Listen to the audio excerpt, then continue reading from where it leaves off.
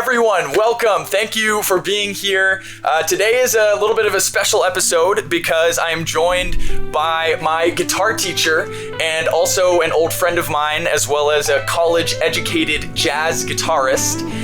This is Joseph Mamarella. He is a super knowledgeable, friendly, awesome guitarist, musician, published, has, dropped a ton of music, which you should go check out. I'll put links for everything down in the description. Also a guitar teacher. An old buddy of mine who I have been taking a few lessons from over the last year, on and off.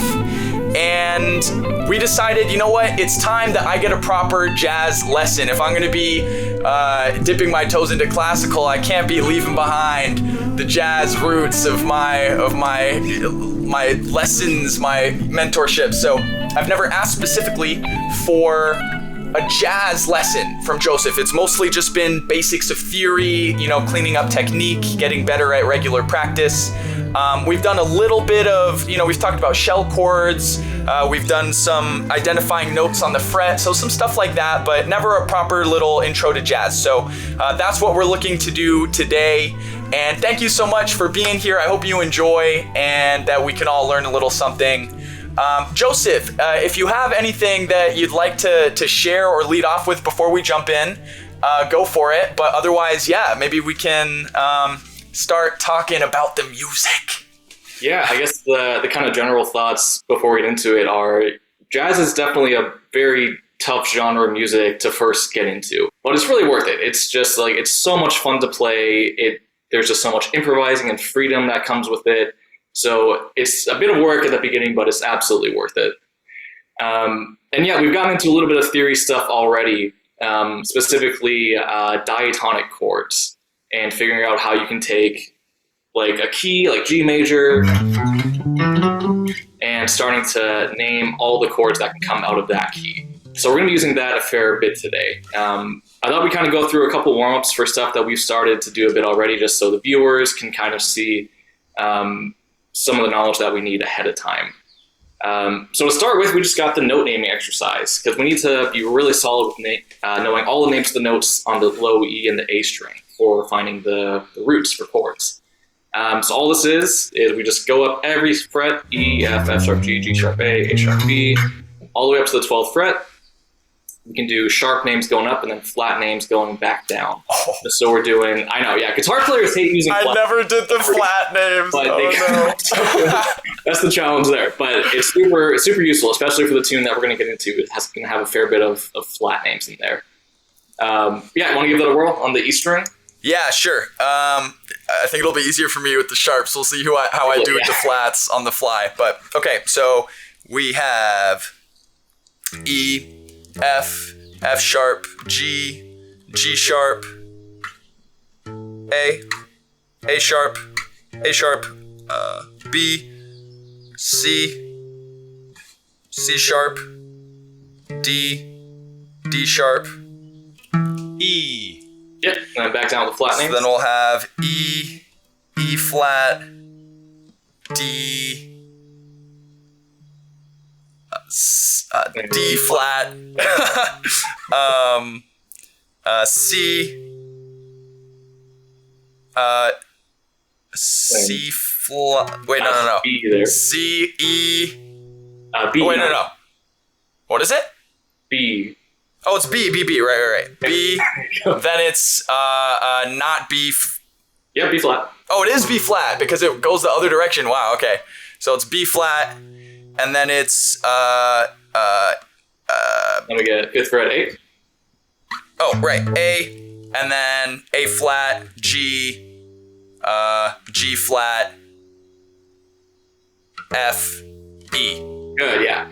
So it's do that again. The exercise, because when you first get told about it, it's like, oh, that's easy. I know most of these names. And then you do it. It's like, oh my God, this is it really kind of puts your knowledge to the test there. It feels pretty good with the sharps, honestly, but the flat somehow just makes my brain unhappy. So I think if I did that maybe a few times in a row, every night for a week, it'd feel pretty good. That's pretty much all it takes. I like it as a warm-up, just doing the E string up and down once or twice, A string up and down once or twice too, and it doesn't take that much repetition for it to get really solid. But we want to get to the point where I can say like, all right, we need to play a G flat chord. Where's the closest G flat? And then just be like, bam, and have a pass there.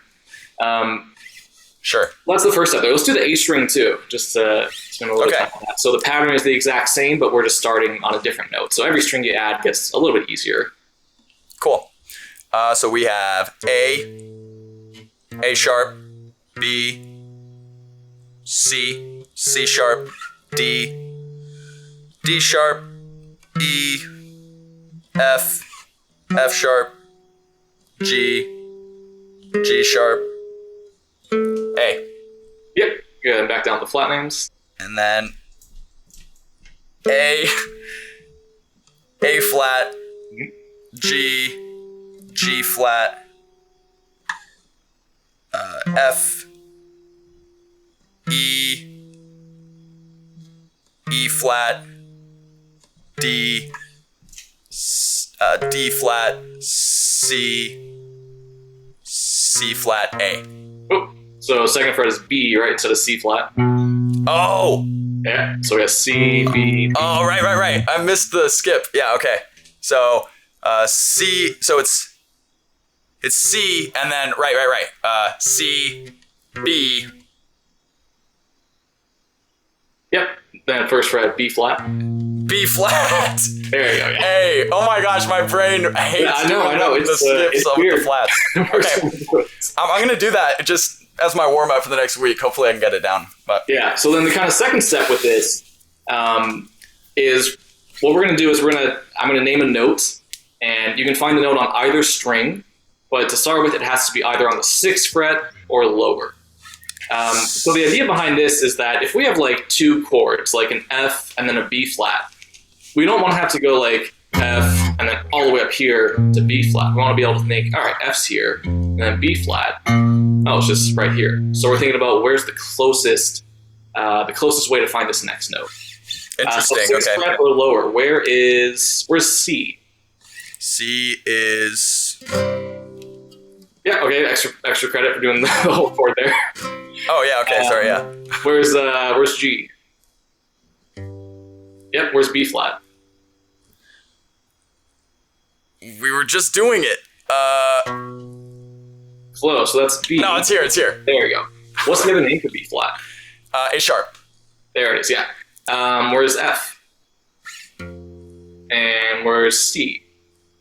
And where's G sharp? Good, yeah.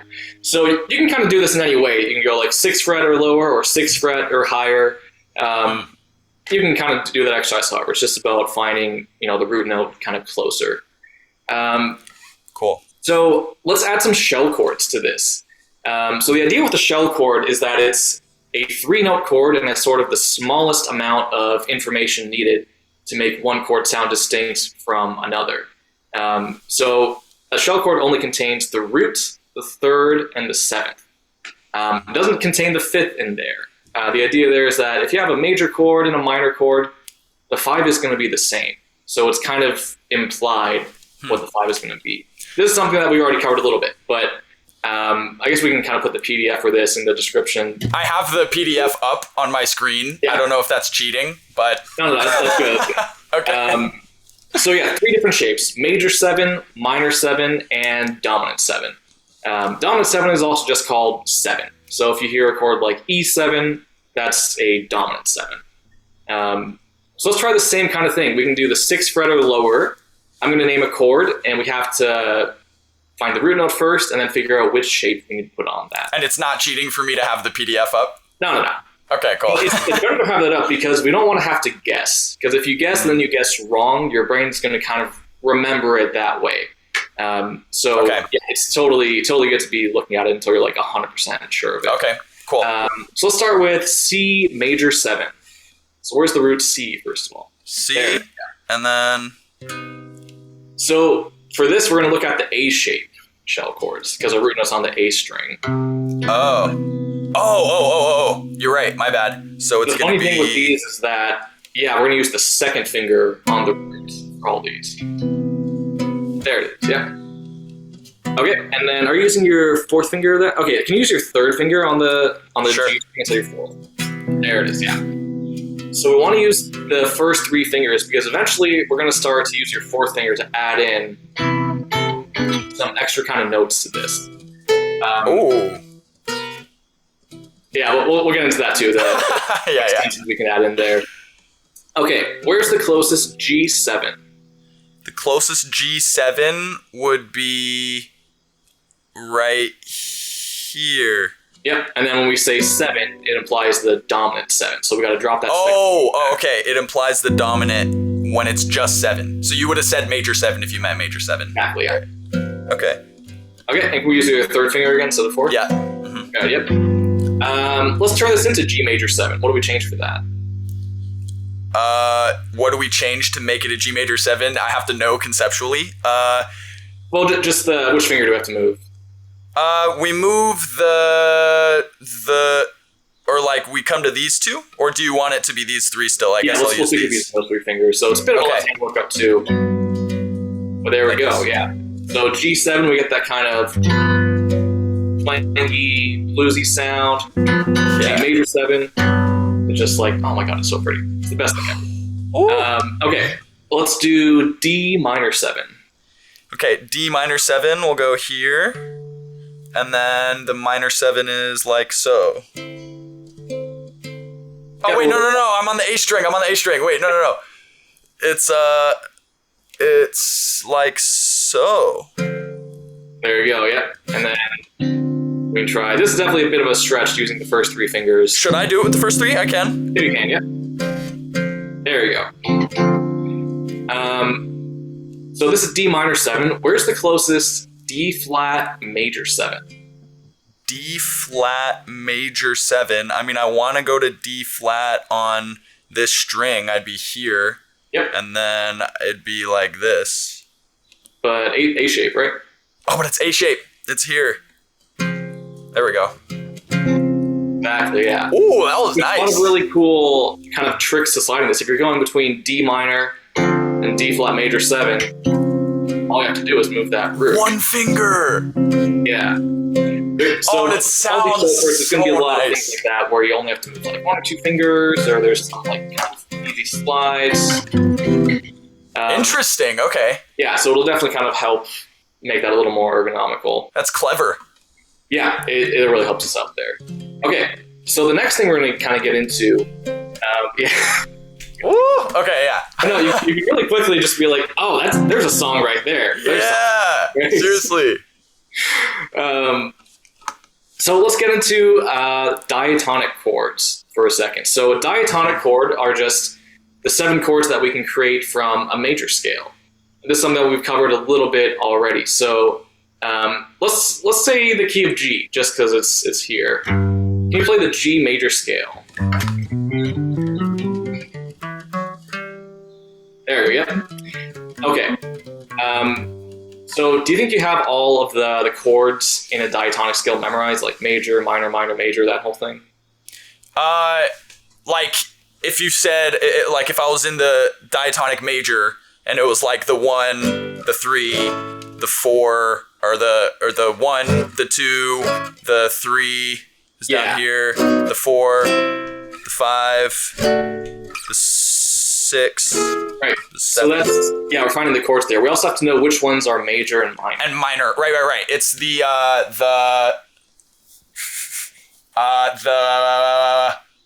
second is minor, right?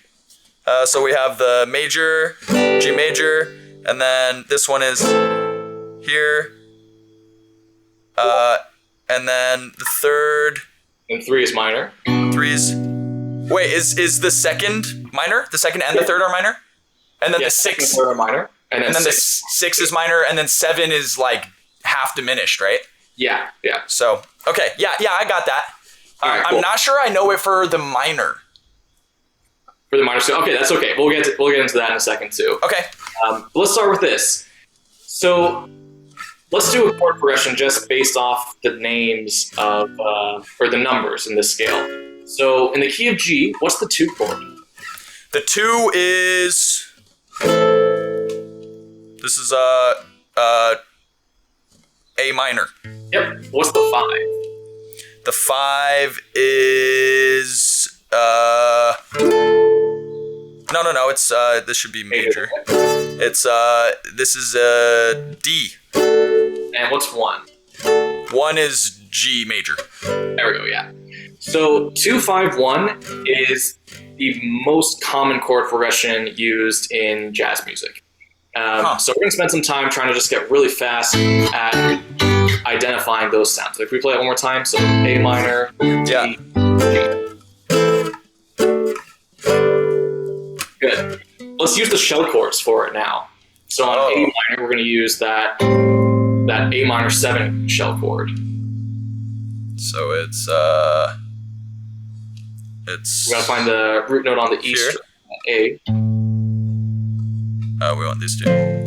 We're here. So that's a D minor chord. Where's the root note A? Oh, A is here. There it is. So Right, and then okay. So it's just here. Good, yeah. Okay, where is the 5? Where's the root? 5 is gonna be. That's gonna be what I just had. Which is but it'll be major, so it'll be D. So for this one, we're gonna use the dominant 7 chord. We're gonna play D. Oh, dominant 7. Okay, so it'll be here. But A shape because we're changing the string there. You're right. So it will be here. There you go. Yeah. Oh. So Oh, that's nice. Okay. Minor 7 there. We gotta move that first finger up. And then it's not this. So that's the minor 7 shell chord. We gotta move that first finger 1 fret higher to make it. Yeah, the dominant 7. Dominant 7 for. Oh, it's just here. There it is. Yeah. Oh, okay. Cool. It's such a minor change. Yep. But it's the 3 most critical notes. So yeah, one little change just completely. Okay. That chord Yeah. Okay, I got 1, 5. But yeah, so already it's kind of an easy switch because that third finger just stays put. Yeah. So there's our 2 and our 5. Okay, then our 1, Gotcha. G. The 1, we're going to use major 7. So we're going to play G major 7. Resolve it there. Ooh. Nice and pretty and resolved, right?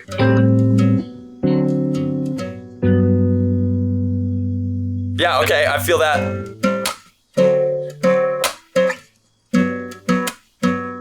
Yeah, and already it's like, all right, there's a whole pop song right there. Just look at that. Yeah. So we want to Okay. kind of memorize this shape of like, okay, here's the 1, we go up, there's 2, there's 5, and there's 1. So we don't have to kind of go through that whole process. Sort of memorize. When you're saying memorize the shape, do you mean like the shape of the fingers, or is it like the shape of the sound in my head, or both? So where these chords are in relation to each other, that if you're on a 2 chord, then 5 is just bam right there. Oh, so like on the fretboard, you mean? Yeah. Okay. Oh, I mean, I could do that in any key. Like I'm here, Yeah. dude. There. That's crazy, actually. I mean, I can. But major 7 for 1. Major 7, so it's here. There it is, yeah. But I can play that in like any key. Yep. So let's try naming it. Let's go to the key of F, where F is the 1. Okay. So what are the chords for 2, 5, 1 in F? So we have F, we have G, Yep. and then we have C. Yeah, so let's play it there. G minor, C7, F major 7. Good, yeah. What about B flat? B flat. You're testing me here. You're Yep. testing me. B flat is A sharp, which I can play on the 6th fret. What's that? Yeah, 6th fret on the E string. On the E string, right? Sorry. So okay. So it's So B flat's the 1, so then we have to go up to get to the 2. Yep. 2 is here, There. which is C. C minor, yeah. C minor. Oh, we just named them right. C minor.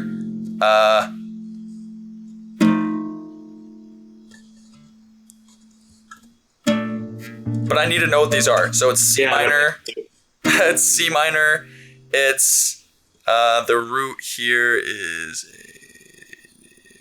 D. So F7 here. We got F. This is right. F7. Yep. And then we go back down to the B flat major 7. B flat major 7. Oh, that's A. Where's B flat? Oh yeah, sorry. There. Go over that one more time. Wow, that's tricky with the flats. Okay. Yeah, so that takes time to get really, really fast with that. So this is C minor. Yep. C minor 7. F7, and then B flat 7. Good. B flat major 7. Major 7. B flat major 7. Always gotta specify those little things in the name there. Yeah. So cool. Yeah, that's how we play a 2-5-1 in a major key. So we can do the same process with minor keys too. You were saying you're not as familiar with that, so we can kind of just look at the little changes there. So in a minor key, the 5 chord is still going to be a dominant 7 chord. That's not going to change. Okay. The 1, of course, is going to be minor now because we're in a minor key. So the other change is the 2 chord. So for the 2 chord, we're going to get a minor 7 flat 5 chord. And this is also called half diminished. That's what that means. Yeah. So we can, the names will get kind of used interchangeably there, which is kind of its own frustrating thing to learn, just like how many ways can we name this chord. The good news here is that these shell chords don't have a 5. So even though it's a minor 7 flat 5 chord, you can just still play a minor 7 chord and it'll work. It's not like the ideal, it's not the ideal thing, but there's so much to learn in jazz that we got to just kind of simplify. I love shell chords. Yeah. So if we were going to do a 2-5-1 to G minor with this method, then our 1 is on G, so our 2 would be that A minor 7. We can add the flat 5 in later, but just A minor 7 for now. D7, and then G minor. So all that's changing with the shell chords for the minor, isn't it only that the 1 becomes minor? Yep. Oh. We'll start adding in that 2 chord down the road. Yeah. But it's also cool that because of the way that the chords are constructed and the harmonic nature of jazz, that you can imply the difference between the major and the minor chord progression just with whether the 1 is major or minor. Mm-hmm. That's fun. Yeah, it's a cool thing there. Okay, so sorry, what did you want me to do? So let's do 2-5-1 to G minor. To G minor. So G's here. Okay, we'll just be. And even though we're just playing A minor, let's still call it A minor 7 flat 5, just to get used to hearing that. Okay, so this is A minor 7 flat 5. Then we have a D major. We have a D7. Good. Yep. And then we have a G minor 7, which looks like this. Oh, it's here though. It's here. So we got to switch to the E shape because we're on the E string. Oh, right. So then it just goes to here. There it is. Yeah. Cool. Let's do C minor. 2-5-1 in the key of C minor. C minor. Okay, so C minor. Are we still trying to play it lower on the fret or no? Just anywhere. We can go higher up. Let's stick with playing playing that 1 on the E string for now. Okay, cool. To that shape. So C's here. Yeah. Yeah, C's here. It's going to be minor, so it's going to finish here. But I want to go here for the. So this is D. So this is D sharp minor flat 5. It's just D. Yep. Oh, right. Yeah. So D minor flat 5. Now I'll add in the flat 5 in there just to you kind of hear that sound. There's a little kind of crunchy. Okay, yeah. I hear that. And then we got our 5. Which is, this is E7. Well, let's double check that root note. So we're on the 10th fret of the A string. That's not E. That's not E, no. What is this? This is So we know as a reference that the 12th fret, of course, is A. it's A. So that so if 12th fret is A, then we're on it's -2. So it's G. G. Yep, G7. G7, and then that goes to C minor 7. Yep. Good, yeah. So we want to be able to identify 2-5-1s when we see them in a song really quickly. Because then rather than having to look at like, oh, there's 3 different chords here that I have to memorize, you just think, oh, it's 2-5-1 to C minor. Right. And it's a little easier to process that way. So the chart that I sent over that song, Blue Bossa, this is a super common first jazz tune to learn. This is the first jazz tune I ever learned. Most people in our age group, same for them. For a couple reasons. First of all, it's just kind of a short form, so there's not a whole lot to learn, just 4 lines. And it also mostly only uses 2-5-1s, so it's going to help us get really, really solid with those. All right. Do you? So I know that I'm not super solid with like reading music. I wonder, maybe I'll just say that seeing that this doesn't have tabs makes me nervous as like the sort of amateurish guitarist that I am, although I'm striving. So I'm curious, like, what's your advice here in that regard? Well, so we're just going to look at the chords for today, so we're not really going to worry about the... Oh, I'm just looking at the chord name. Yeah, as far as for learning the melodies, learning to read music on guitar is just inherently challenging because we can play the same notes in different ways. There's a really good book that I use for my students just called, I think it's just called Note Reading for Guitar or Sight Reading for Guitar. I'll have to double check that. We can like put it up on the screen when I look it up and remember. Okay. I like that book a lot. But ideally, the best way to learn melodies with jazz is learning it by ear. So we're kind of skipping a few steps for this lesson, but ideally you want to just listen to every song that you're learning like a whole lot before we even start putting it on a guitar. So that way you know exactly what it's supposed to sound like. Once you have that melody down, that da da da da da, you can start to just find it that way, and it's a little more ingrained. But yeah, that totally is one that I like to use because it kind of helps learn in different positions of the neck. But for today, we'll just look at the chords. Yeah. What's the book called again? Can you remind me? I think it's just Note Reading for Guitar. You can. It's cool. You can link it to me later, and I'll put it in the link. And then, it's good news for me because it means I can continue to sort of like procrastinate on really learning how to read music properly. But I'm working on it. What that means, but I'm working on it, and also like, once I'm really starting to get to that level, then it'll be more relevant, and I'll be able to use my ear too, which I do think like my ear is much more developed than like my music reading ability. But cool. Yeah, let's just stick with the chords. We'll look at the chord names. What shall I do? So, I'll kind of walk you through this one. Teacher. So this song is mostly in the key of C minor. So you said you're not as familiar with diatonic chords in minor keys.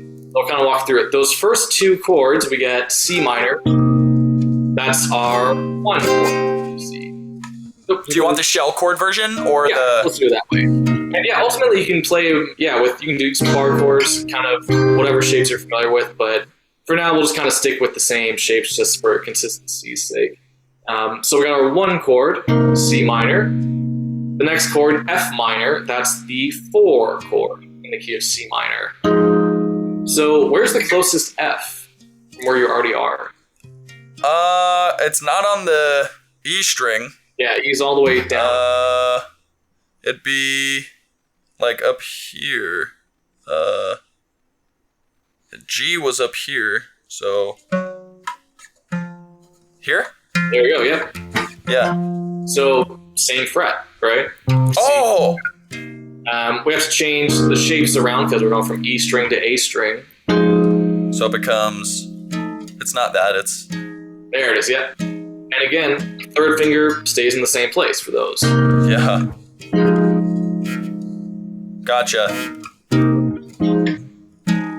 There we go. Okay, then the second line should look a little familiar because we ran through this one.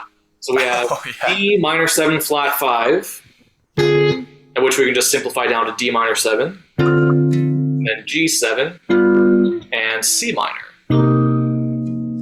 So that entire line is a 2-5-1. The D minor 7 flat 5 is the 2, G7 is the 5, and that C minor, there's our 1 again. We're just going right back home. Yo. We start running through that second line? Yeah, so it's D minor 7 flat 5. Where's the D? D is here. So we're gonna find the D on the E string. Oh, it's on the E string. Okay. I was confused. Yeah, D's here and here. There you go. Okay. So then it's all here. Right. Mm-hmm. And G7. There we go. Yeah. So we got the first 2 lines down, and nice. We want to start thinking about how these chords relate to each other rather than just memorizing the names. That whole second line, it's just a 2-5-1 to C minor. That's a pattern that we're going to see. It's 1, 4, yeah, and then 2, 2, 5, 1. There we go. It's so nice. It sounds so nice, dude. Oh yeah, it's super cool. Oh, it's a really great sound. It's also like kind of easy to play. Yeah, it's especially when we're we don't have to move all around the neck. We just find shapes with the shell chords. Yeah. So if we skip the third line for a second, let's just look at the fourth line. What's happening in the fourth line? The fourth line, 1, 2, 3, 4. It is it's 2-5-1 again. 2-5-1 again. And what's the last chord? Last chord is a G7, which is what chord in C minor? Which is the 5. Yeah, exactly. So this just all repeats back to the beginning again. So that 5 chord at the end is just setting us up to go back to the beginning. Oh. So 2, 5, 1, 5. And then right back to the top. Oh, that sounds so good. And it's like we've been conditioning the ear to expect 5 to resolve to 1 here. So like when we land on the 5 and on that last bit, it's like, where are we going? Yeah. Cool. So that's most of the song there. It's just C minor stuff in those 2-5-1s. What makes the song really cool is that third line. So the third line, we're in a completely different key. So the chords here, we've got that E flat minor 7, A flat 7, so a lot of flat names in this, and then D flat major 7. So here we've got a 2-5-1 to D flat major. Oh, it's just another 2-5-1 in a different key. It's another 2-5-1 in a different key, yeah. Okay, the stuff that you jazz people always talk about at length is like starting to make like a tiny little bit of sense with the like 2-5-1s and the other stuff. Okay, that's all the numbers are. Yeah, just talk about yeah. Okay, so E flat minor 7 is going to be. I'm staying up high too, right? Because I want to be close. Yeah, we'll keep doing it this way for now, and we can kind of do different positions after. So E flat minor 7.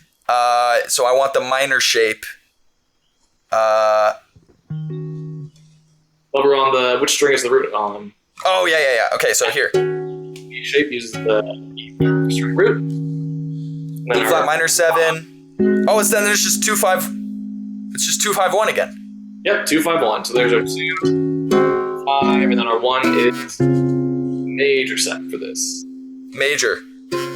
There it is. Yeah. Yo. One more time.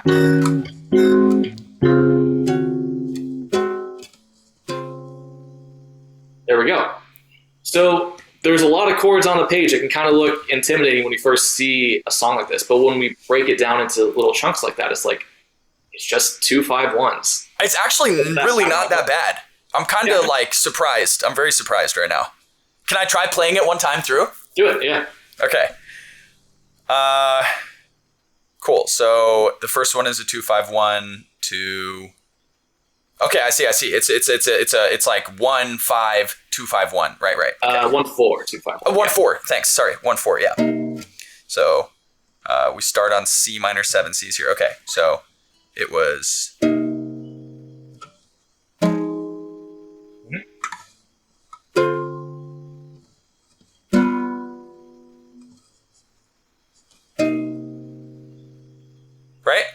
Yeah, there you go. That's the first two. And then it is.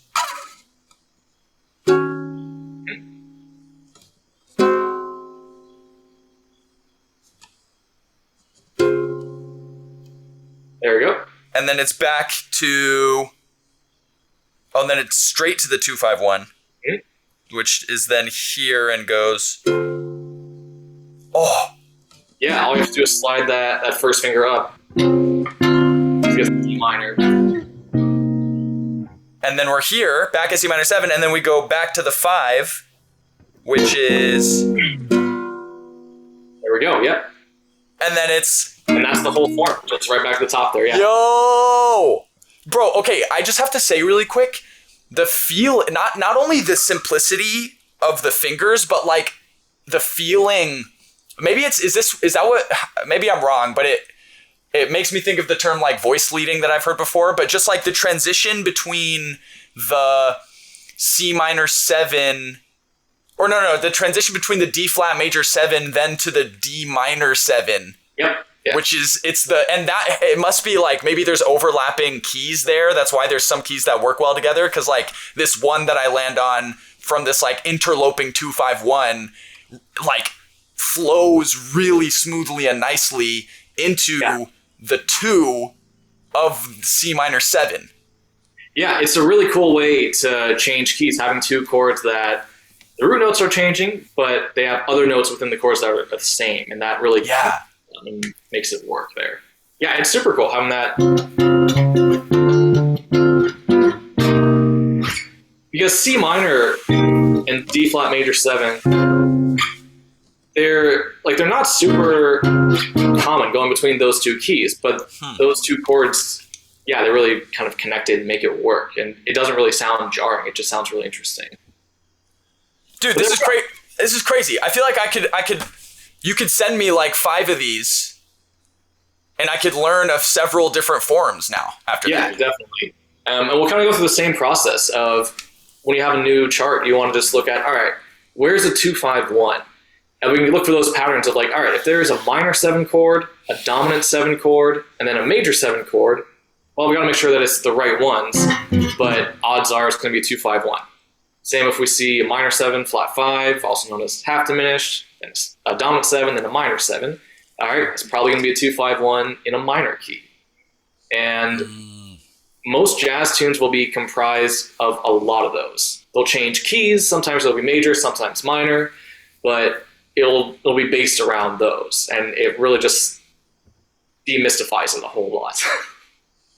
Dude. So let's put some rhythm to this. Okay.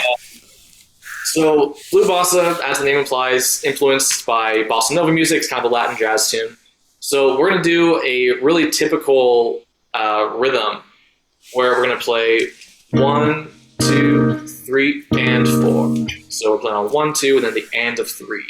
And that's going to be every measure. So if I go through the first little bit, it'll be like 1, 2, 3, 4, 1, 2, 3, 4, 1, 2, 3. The next line.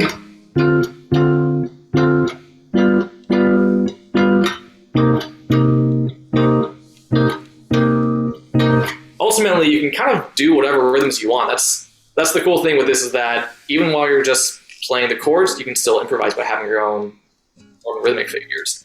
Well, let's start with that. Okay, yeah, I think I can do that. All right, I'm gonna give it a try. Oh wait, that's wrong. Yeah, here we go.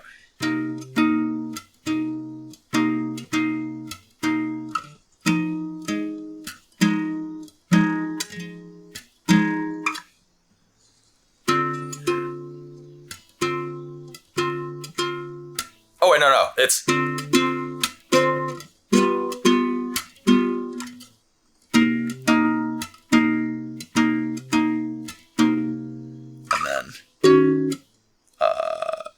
Right? Yeah, that's it.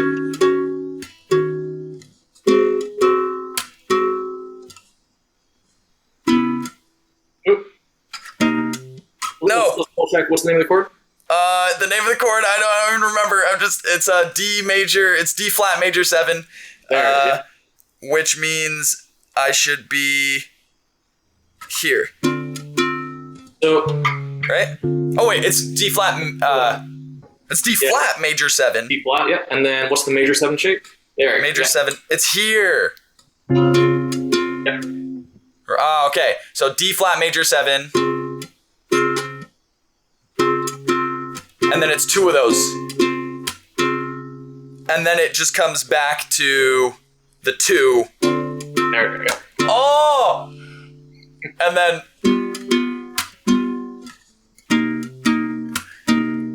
back to.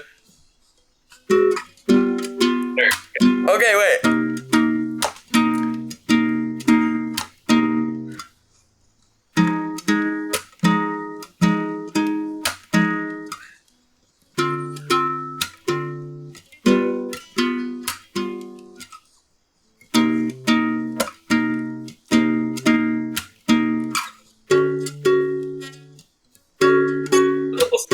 What's the name of that chord? Oh fuck! It's D flat major 7.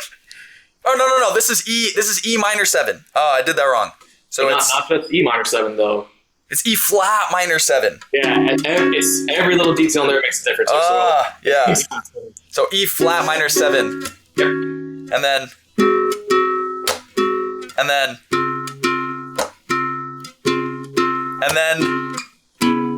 Yep. Oh, it's here. There you go. Yeah. Oh my gosh, okay. The problem is I'm trying to just fall back on my ability to memorize it and not like actually understand what's happening, you know? And Sure. I'm like, it's cool. I'll have time to memorize it later, but I'm totally getting the rhythm feeling of it too. And especially like how it sort of is like meandering through in a really satisfying way. And then you get to the end and it like, It's like bam, we're right back to that. Exactly. Back to C minor, yeah. It's really fun. So yeah, all of the steps that we did to get to this, like the note naming, memorizing the shell chords, getting good at identifying diatonic chords, each one of those steps takes time. And we ideally want to be really, really good at all those individually. So for setting up a practice routine, you definitely want to kind of tackle all of those on their own. So we got the note name exercise, just going up and down. And then, you know, if you have somebody you live with, or you can just have like, I don't know, Chat GPT or something. Well, maybe not that because AI is the worst, but you know, have something give you a random note to find, and you got to find where's the closest next note. okay. And then memorizing the shells, same deal. Just like, all right, how do I do a C major 7? How do I turn this into C minor 7? Where's the closest F minor 7? Just getting really solid with that. Mm-hmm. And then the pattern. Okay, where's 2? Where's 5? Where's 1? So every step really needs kind of its own work to get really good at. Because when you're learning a new tune, you don't want to have to think super hard about every single step. That's just kind of overwhelming. So yeah, try to spend some time doing every little step of this kind of individually, and then put it all together with learning. Okay, heard. So like the lesson we just did is almost like a month's worth of work. Yeah, you can get a lot of stuff out of that. Right, but like, you know, zoom in on each one and like spend some time developing each one. And then when you get back to the end of this and I'm learning blue bossa, like I should feel comfortable on it and I should be understanding conceptually what I'm playing, like as I play it, you know? But there we go. Yeah. And then of course, we've been doing all of this with like finding the 1 on the E string. We can flip this all around where I can go, all right, C minor's here on the A string too. And all right, 2's here, 5's here, and 1's here. That's kind of the next step down the road. Sure. Because ultimately, when you see a C minor chord, you want to be able to play it however you want, whatever makes the most sense in the moment. So sometimes you want to play a C minor chord here or here. So there's a million different voicings that, you know, we can learn. But to start with, yeah, just stick with the shell chords, because that's enough to get down on its own. Otherwise, this stuff can very easily become overwhelming because there's just like, there's so much depth that you can get into. Yeah, but clearly it can be approachable, you know, with some of the right mentorship. And I'll say, like, maybe now's a good time to just do a few, like, maybe 5 minutes of question and answer with you if you're down. Yeah, let's do it. Because it feels like a good natural segue, which is to say, like, I feel like I lately have been witnessing, the benefit of like having some mentorship and teaching, and like, my shtick is that I'm like mostly self-taught. But also like I've had little bursts of lessons when I was younger, and also with you in the last couple of years. And then in moments like this, it really helps to show me that, one of the most important parts is just kind of like being shown that it's possible. Like, hey, like we can take 30 minutes and get you playing X and X thing. And yeah, if you want to do it as well as me, like it takes some deliberate practice over time, but look, you can do it too. So I appreciate that. And I'm really excited. I'm going to learn blue bossa and get it comfortable and work on some of these exercises. But so a couple of like key questions, which is, just regarding practice routine, I'm super glad you brought that up. And like, there's a bunch of really good stuff in this lesson that I'm going to come back to and like write down and use. But I also am like incredibly fucking busy right now. And I have all these different musical aspirations and interests. And I guess I'm wondering like, what do you think is the minimum amount of time that I should try to sort of like, spend on just like doing some jazz work, let's say on a daily basis, to feel like I'm getting enough out of it? Like, what do you think? Like, is 10 minutes a day enough, or do I need to be doing like 30 minutes on jazz at least, a few times a week? Or do you have thoughts about that? You just gotta do what you can. Yeah, learning an instrument as an adult when you got work and hobbies, or you gotta take care of the kids or whatever. It's like, yeah, it's hard. Guitar is not gonna take the highest priority a lot of the time. So whatever you can do is kind of, that's what you got to do. I wonder if you agree with this. Something I've found is that as long as I'm excited about it, like I'm going to do it. And as soon as I start trying to make myself do it more often than I can, or than I even want to, that almost starts to be counterproductive, Yeah, definitely. Having that inspiration is super helpful, because a lot of the reason people have like a fear of learning about music theory and stuff is that they don't know what the point is or where it's going. Whereas if you have a goal of like, hey, we learned how 2-5-1s work, now we can play this song. And it gives you a reason. Yeah. If you don't have a lot of time to practice, just focus on the fundamentals of like getting really good at finding the notes and memorizing the shell chords. If you can spend 5 minutes on both those things, that's actually a fair bit. Because 5 minutes of dedicated practice where like your phone's off, you don't have the TV on or whatever, if you're really dialed in for 5 minutes, you can get a lot of stuff done there. So it doesn't take a whole lot of time to get pretty good at this.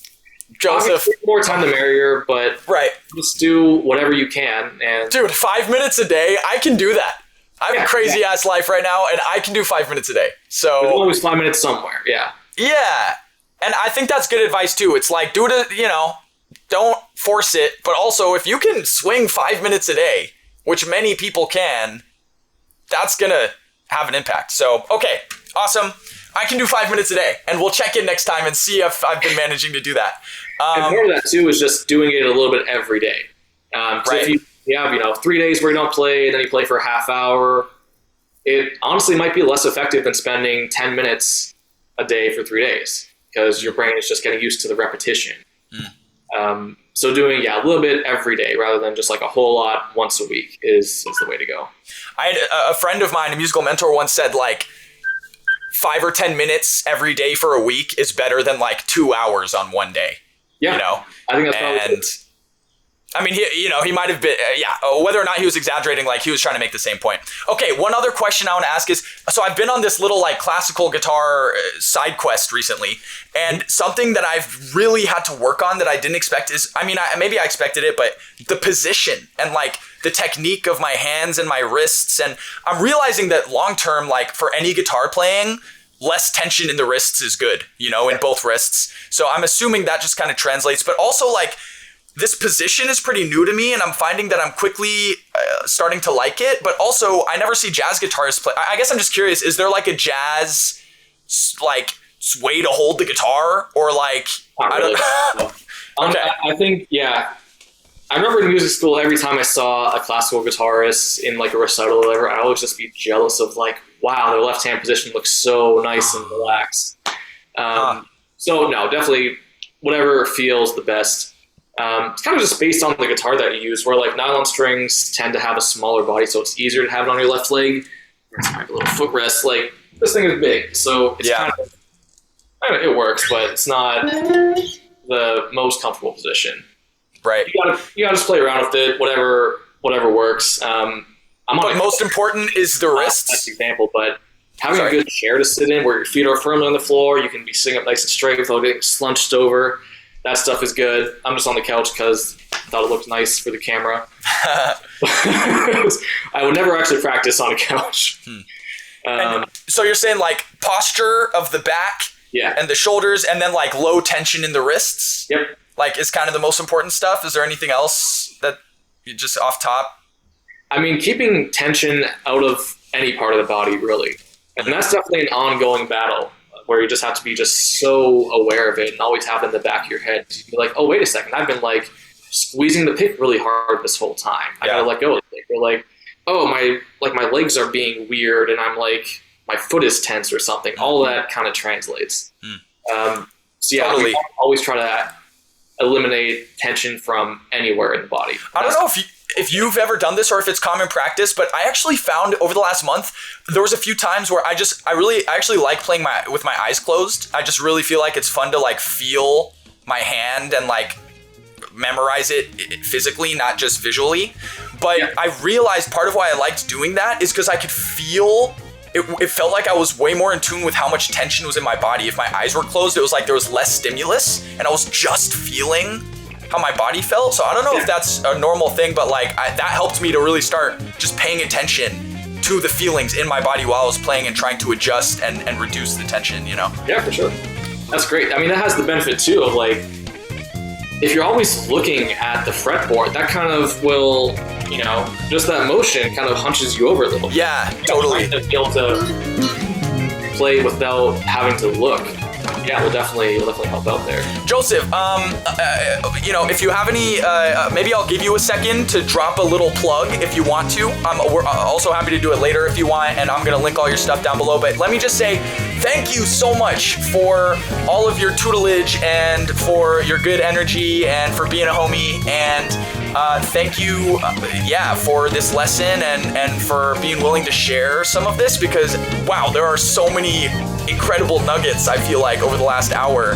I really can't wait to dive into this with you later. But yeah, long story short, thank you so much. And I hope we can collaborate more in the future. Both just, you know, you're going to keep being my guitar teacher, I hope. And I'll have, you know, more of that just to myself. But also, yeah, if you ever want to come back on and like, talk about the guitar, talk about maybe with some other, you know, talk with some other guitar folks about the guitar or just share more knowledge. I think it'd be really fun. But regardless, yeah, if you want to take a minute to drop a plug and sign off, go for it.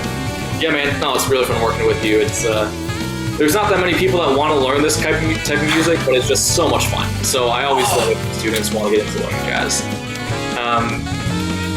So I'm a professional guitarist in Portland, Oregon. I've got a couple albums out on Spotify and Bandcamp and all that stuff just under my name, Joseph Mamarella. I also play with a really cool band, Juliet and the East, which we got a couple new singles out. And we have a new album with that band coming out in, I think, August. If you want to come hear me at gigs around the area, Pacific Northwest, you can check out my website, josephplaysguitar.com. I also teach lessons in Portland and online as well. So, you know, if you're elsewhere but still want to try to, you know, learn about this stuff, feel free to go to my website and get in touch.